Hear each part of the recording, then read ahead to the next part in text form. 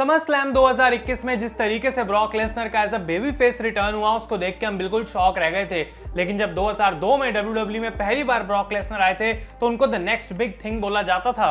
और हम बात करने वाले हैं आज की इस वीडियो में गाइस कि 2 साल के बड़े सक्सेस के बाद, एक वर्ल्ड वाइड पॉपुलर सुपरस्टार बनने के बाद आखिर क्यों ब्रॉक लेसनर ने सोचा कि मुझे WWE को क्विट कर देना चाहिए, क्या थी उसके पीछे की असली कहानी, वो हम डिस्कस करेंगे आज की इस वीडियो में। तो अब एंड तक देखते रहें, चैनल पर नए तो सब्सक्राइब करें और उस नोटिफिकेशन बेल को भी ऑन करना ना भूलें।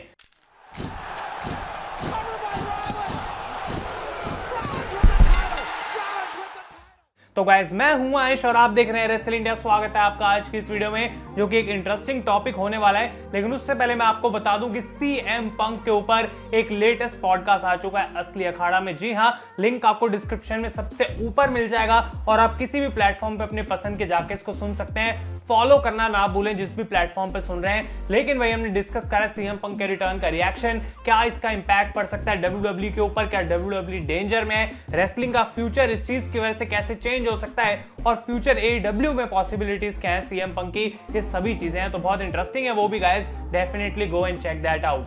अब जैसा कि मैंने कहा, ब्रॉक लेसनर एक बहुत बड़ा स्टार था और हमेशा से ऐसा लगता था कि हाँ भाई, जब WWE में आया तो इसको पुश मिलेगा बड़ा और ये कुछ बड़ा करके भी दिखा सकता है। तो सबसे पहली बात तो यह है कि ब्रॉक लेसनर अपने कॉलेज में रेसलिंग में काफी फेमस थे, अच्छे भी थे और अपने दोस्त शेल्टन बेंजामिन के साथ वो ट्रेन करा करते थे और इन दोनों ने मिलकर डिसाइड करा कि हाँ, हमको WWE को ज्वाइन कर लेना चाहिए।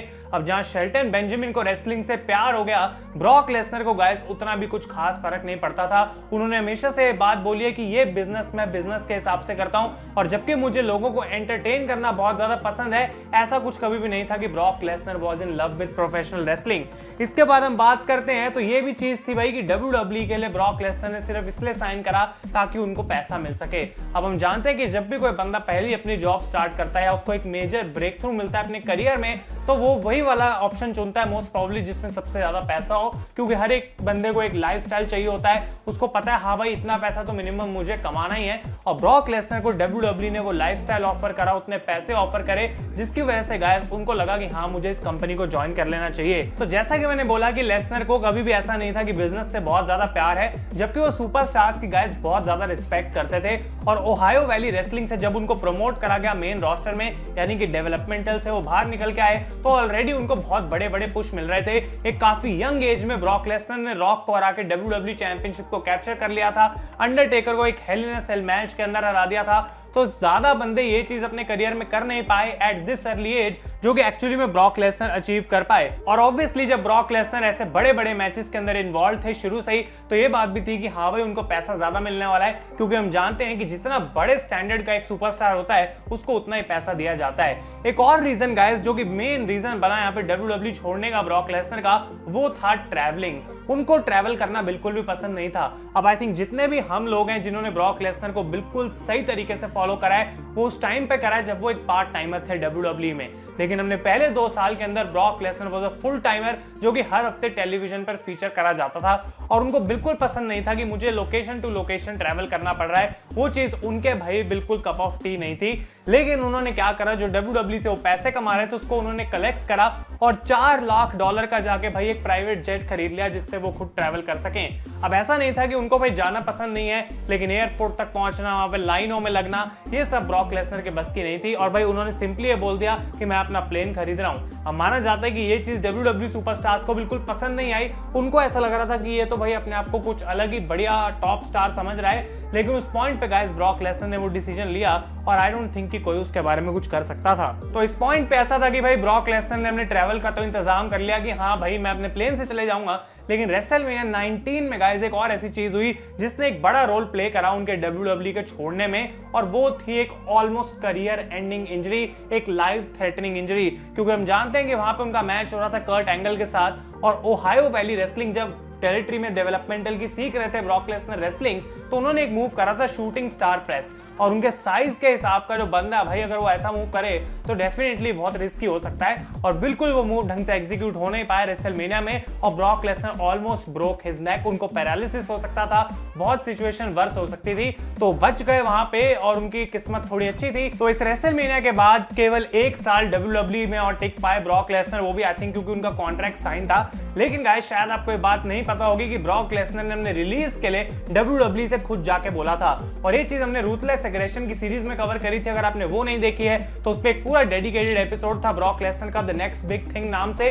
और वहां पे गाइस ब्रूस प्रिचर्ड हमको ये बताते हैं कि भाई ब्रॉक लेसनर आता है एक दिन रैंडमली और बैक स्टेज जाके बोलता है कि मुझे कंपनी छोड़नी है, और वो ऐसे अपना मतलब डट के आया था उस पॉइंट पे कि उसको कोई भाई चेंज ही नहीं करा पाया उसका माइंड। एक बार उसने सोच लिया कि मुझे इस कंपनी को छोड़ना है तो डेफिनेटली उसको वही करना था।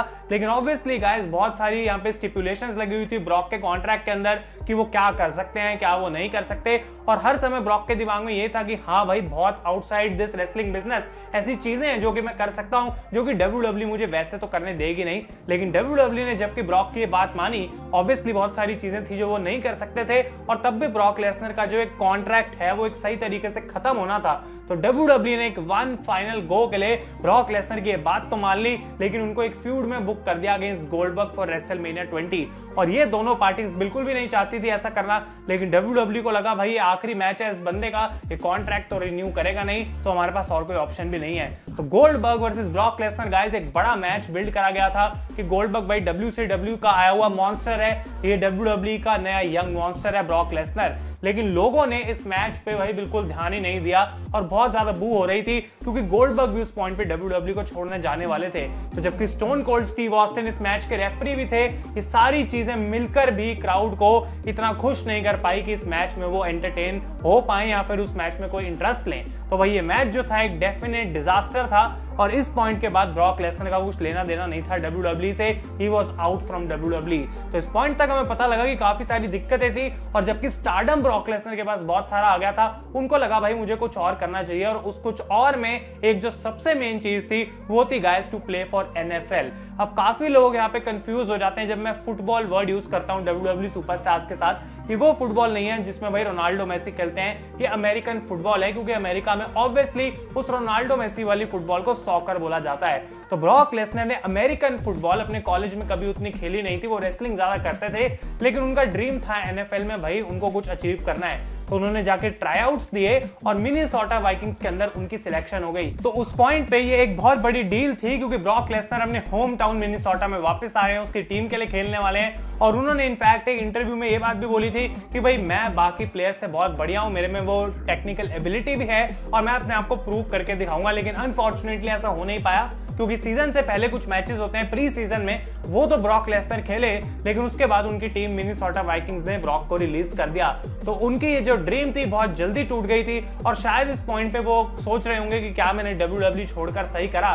लेकिन गाइस इस पॉइंट पे जो है ब्रॉक लेसनर न्यू जापान में 1-2 मैचेस लड़ रहे थे, कुछ ना कुछ थोड़ा बहुत रेसलिंग में कर रहे थे, लेकिन उनका प्लान सेट था अपनी अगली ड्रीम की तरफ, और वो थी अल्टीमेट फाइटिंग चैंपियनशिप यानी कि UFC। तो 2006 में ब्रॉक लेसनर ने ट्रेन करना स्टार्ट कर दिया था MMA के लिए, और फाइनली 2 साल बाद 2008 में उन्होंने अल्टीमेट फाइटिंग चैंपियनशिप के साथ साइन करा, यानी कि गाइस UFC। और यहाँ पे अपने ओपनिंग मैच में जो कि हुआ था UFC 81 ब्रेकिंग पॉइंट में, वो फॉर्मर चैंपियन फ्रैंक मीर से हार गए थे गाइस एक सबमिशन से। लेकिन उसके बाद उन्होंने कुछ टाइम बाद हिस्ट्री क्रिएट करी जब रैंडी कोटोर को उन्होंने हराया एट UFC 91 2008 के अंदर to become the UFC world heavyweight champion. और उस पॉइंट पे आई डोंट थिंक कि ब्रॉक लेसनर से उतनी उम्मीदें लगाई जा रही थी कि ये UFC का वर्ल्ड हैवीवेट चैंपियन भी बन सकता है, क्योंकि जबकि रेसलिंग के अंदर तो बहुत पॉपुलर थे, UFC हम जानते हैं गाइस एक बिल्कुल डिफरेंट गेम है। तो 5-3 उनका उस पॉइंट पे रिकॉर्ड हो चुका था UFC में, और काफी साल उन्होंने वहीं पर बिताए, कुछ और फाइट्स भी लड़ी।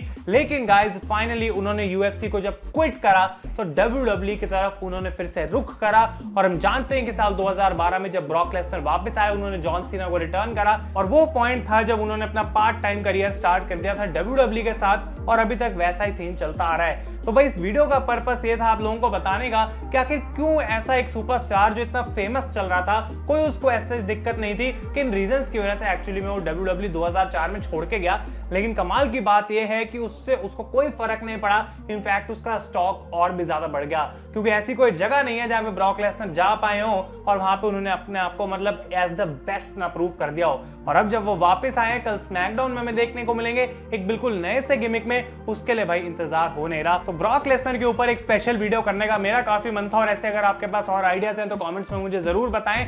असली अखाड़ा पॉडकास्ट को गाइस बिल्कुल चेकआउट करना ना भूलें। तब तक के लिए thank you so much for watching. मैं हूं आयुष और आप देख रहे हैं रेसल इंडिया।